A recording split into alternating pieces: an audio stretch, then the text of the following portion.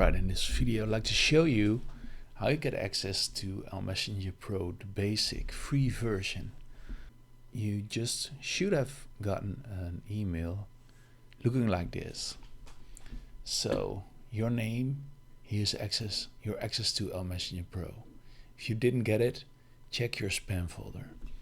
So here you see your login information, and when you click this link, you go to the Chrome Web Store, and here you can add the Chrome extension, because software is a Chrome extension. You need a Chrome web browser for it, and you can integrate the extension, and once it's integrated, you can click this little jigsaw puzzle button here and make sure that it's in the list and that it's pinned like this, so then you can find it here.